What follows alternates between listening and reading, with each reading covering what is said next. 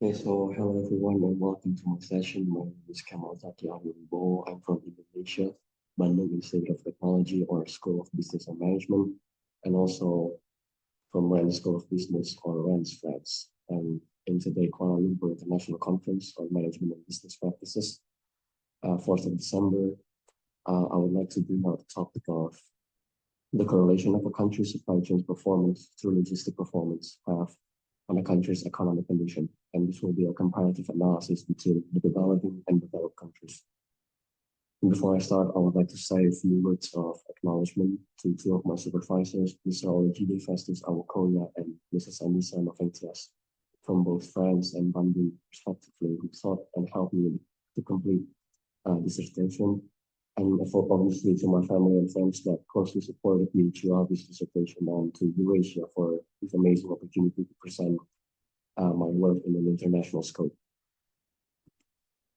So let's start with the background. So in history, it was always proven that the development of countries' supply chain management system through their respective logistics sector have a positive impact on their economic condition, and operational costs that a country's incur to daily activities could be reduced by a significant margin if there is a profounding system accompanied by solid infrastructure such as services, equipment, vehicles, technologies, system information, and this would attract investment to develop those needs for international trade. And the access to a better system and infrastructure would also impact that country's performance in doing international trade comparatively, and such would not only impact cost-related metrics, but also impact other side effects indirectly. And those direct causality will summarize in an increase in trading volumes or activities will augment the need for better infrastructure and system, which then would trigger further investment opportunities to augment those infrastructures and system. And this direct relationship between trading activities and logistics sector could imply a need of strategic change in policy implementation, as it could trigger the multiplier effect and increase a country's economic condition. So in short, an increase in the logistical sector increase the international trade as well, and which then leads to an increased economic condition. So all those two factors correlate to each other, and if one improves, the other will also improve. It's proven like that in past researchers. And what is the problem statement? Because all of that seems well. So I need to know how much different it is between the developed countries and developing countries. Because to reach those advancement and investment, you need money, and only developed countries have that source of resources to perform that. And this research will enter a different point of view on this matter and do a comparative analysis between those two countries' classification to see the difference in the correlation of the improvement of the logistics sector and their economic growth. And such three research questions have been concluded. The first one is, does supply chain performance through logistics sector have any correlating impact towards economic growth for both classification, developing and developed, and how significant are those impacts for developed and developing countries, and how different is the significance of impact between those two?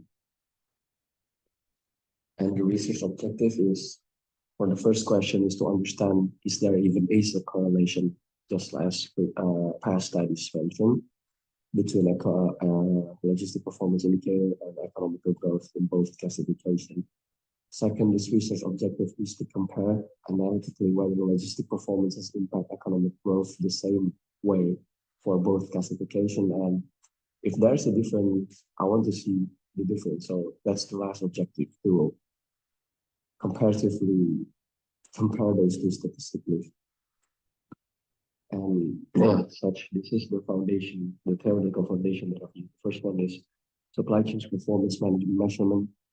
And by performance measurement, it was defined an effort to quantify the efficiency and effectiveness of a performance in the form of measured indicators or metrics to the extent of which it show whether the desired goals such as cost are delivered, in which this is the common metrics or goal to be measured in the supply chains sector, or even the quality of product manufactured. So it was suggested to use logistic metrics to assess supply chains performances, because by assessing the logistic metrics, you can measure facility use, the inventory, how they transport their products, and that will measure performance in the supply chains. And logistic metrics also correlates positively to international trade, as what I stated earlier. In fact, the activities of international trade have become an important part of gross domestic products. Again, an increase of logistic and results in an increase in international trade, which then also leads to an increase of a country's economical condition. This also works vice versa. So whatever it is that increase first, the other two will also increase. And now this is the logistic and economic growth in developed and developing countries. So several studies that I've noted. The first one is Mauritius. This research was set from 1950 to 2000. And it was found that infrastructure of transportation have an important correlation with economic growth. So again, infrastructure of transportation, logistics sector. And then Korea Republic, developed countries from 2000 and 2013, and China then was a developing country still from 2003 to 2010, found that in both short and long run, economic growth and logistic output have causal effect, and mainly land infrastructure on, in this case, a logistical input for transportation. And this put a great emphasis on private firms or even country themselves to put their focus on an increase of infrastructure to then increase their logistics sector performances. And this is the indicator variables that I will be using for the data sample. So the first one is LPI, or Logistic Performance Indicator. So it's an online assessment tool. It's common for benchmarking purposes, and it's already been used multiple times in past researches to research logistic performance of a country. So this is the best indicator or variables that can be used to assess a country's performance logistically. And the Penwell table I used to get a sense of each country economic condition. And what makes it the Penwell table different is because they adjusted so that the comparative view on equal terms to be done. Because in other sources, they still use each country respective income level. So an even comparison cannot be created by using other resources. But Penwell table adjusted that first, so now an even comparison could be done. So this is the design workflow that I've used. I've explained how did I identify the problems, how did I find the objective, what theoretical foundation I use, and now from classifying countries to the conclusion, I will explain later on. So this is the country classification threshold that I've used. I've decided to go with the Atlas method from the World Bank that divides into 4 categories, and then from the high income, which means the countries has reached maturity economically, so which they are developed. And for the upper, low, and lower, they are still considered as developing. And the data sample that I've used from the LPI is data from 2007 to 2018. So I cut off every data over 2018 because the Penwell table only consists of data until 2019, and the LPI only conclude data biannually, so from 2018 to 2020.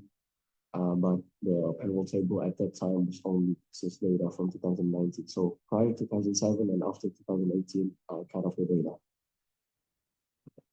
And this is the model from hypothesis. Hypothesis now there's no correlation between economic growth and supply chain performance, and the alternative hypothesis there is a direct correlation. And this is the model that I've used. Economic growth equals function logistic performance input Z and landlocked. So this is the variable definition. So the variables from overall input and output.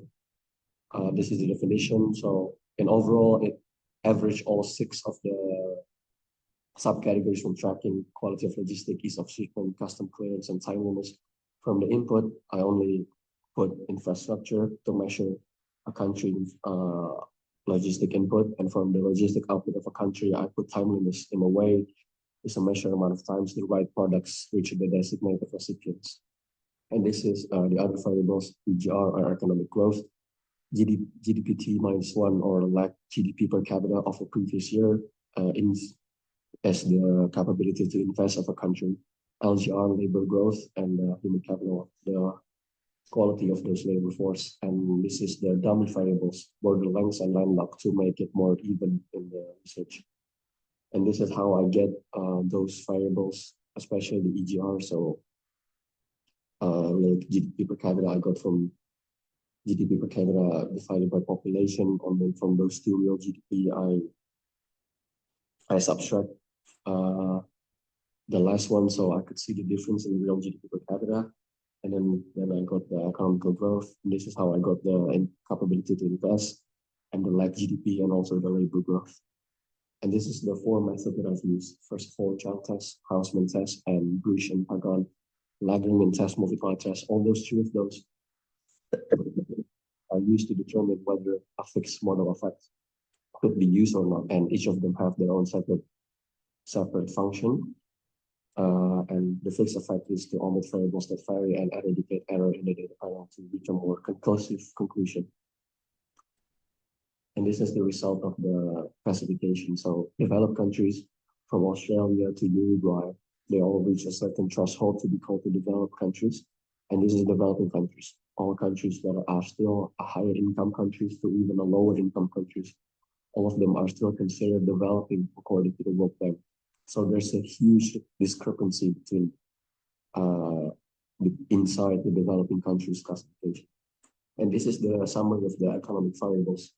So inside the parentheses, we can see a standard deviation, mean, number of observation, the minimum value, and also the maximum value. As you can see that in the developing countries, the discrepancy is quite wide, and so is the developed countries, because developed countries have a minimum threshold, but they don't have a maximum threshold, so they can keep on improving and improving and improving, and that's what makes the discrepancy so large.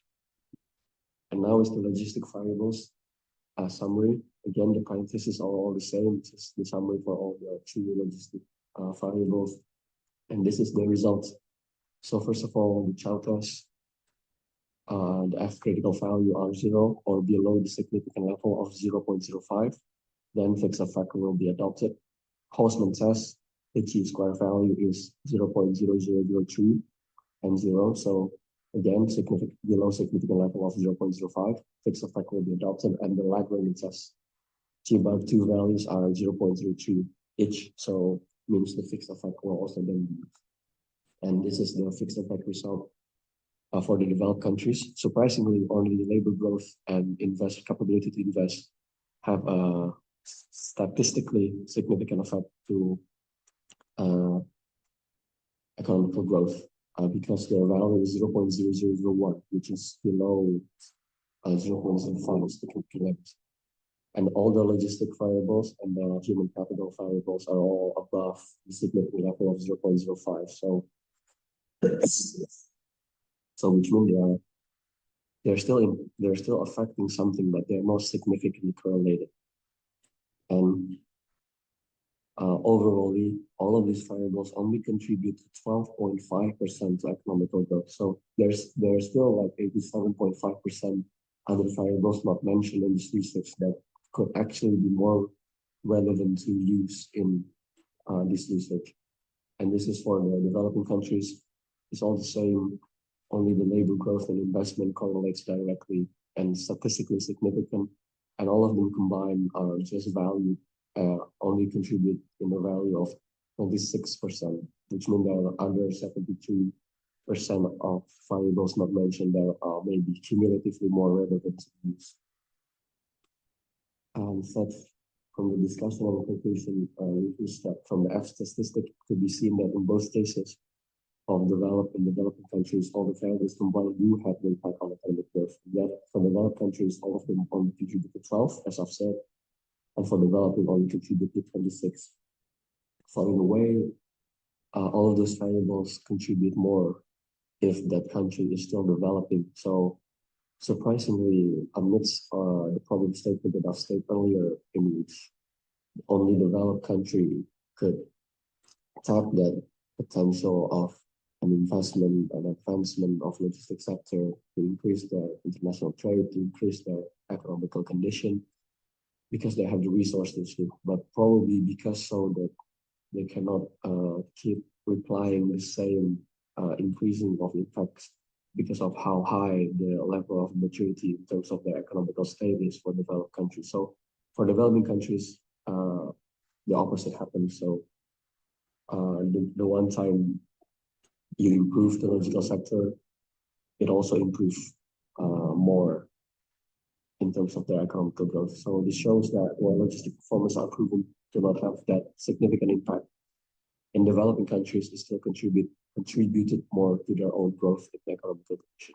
And this is the limitation of this research. Upon completing, I understand that there may be the data sample was too small and it would need to be increased. And the variables are proven to be small as well and only contributes little to the dependent variables. So other variables could be deemed more relevant in the future. And lastly, the methodology used will limit it as well, as knowledge barriers and insufficient number of variables happens to limit the methodology available for the data panel. So for recommendation, even though a conclusive conclusion was reached in answering those two research questions above, yes, they all have impact, but not statistically significant.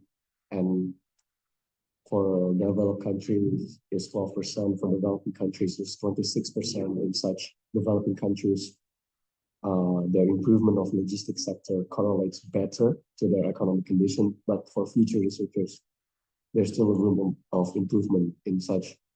There are more methodology to be explored that could allow a more comprehensive comparative analysis in those two classifications, and even a use of a new variables to instigate better in terms of how logistic performance affects economic condition. And lastly, maybe the classification was too rigid. So other than by using economic maturity, we can classify them by region perhaps.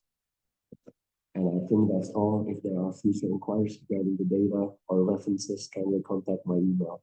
And thank you very much for listening.